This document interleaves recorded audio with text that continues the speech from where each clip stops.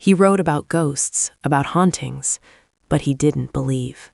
Mike Enslin, a cynical author, sought to debunk the supernatural, traveling from one haunted location to another, always finding nothing, until he heard about the Dolphin Hotel. Room 1408, a place of unspeakable tragedy. Over 50 recorded deaths within its walls, spanning decades. Suicides, heart attacks, unexplained disappearances. The manager, Mr. Olin, pleaded with him, warned him. "It's an evil room," he said. "Stay away." But Enslin's skepticism was a shield. The moment he stepped inside, the air shifted. A subtle chill, a faint whisper against his ear.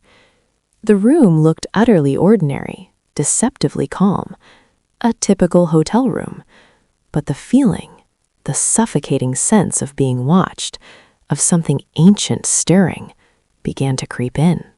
Then the anomalies began. A radio, playing a distorted, long-forgotten tune, switched itself on. The air conditioning refused to turn off, plunging the room into icy cold. Objects shifted. A painting on the wall, subtly crooked. The room was alive, and it was playing with him. It invaded his mind. The room became a mirror to his deepest fears, his profound guilt.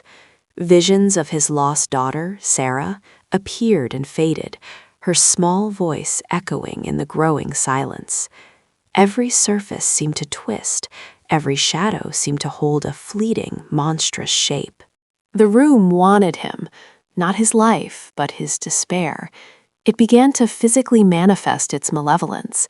The temperature plummeted to unbearable lows. The walls began to bleed with a sickly, viscous liquid. The paintings warped, their subjects screaming silently. He tried to call out. The phone, a lifeline, only played his own voice back, distorted, mocking. Then, his daughter's voice, whispering, "Daddy." The door, previously unlocked, now refused to open. He was trapped, a prisoner of 1408, with no escape. The room wasn't haunted by spirits. It was the spirit, an ancient, malevolent entity that thrived on the terror and anguish of its victims. It showed him visions of his past, his future, a future devoid of hope, steeped in endless torment. It wanted him to surrender to its dark embrace. But Enslin wouldn't break, not entirely. In the face of absolute despair, a spark of defiance ignited. If he couldn't escape, he would destroy it. He would drag the monster down with him, a desperate, final act of rebellion against the malevolent entity. With trembling hands, he drenched the room in alcohol.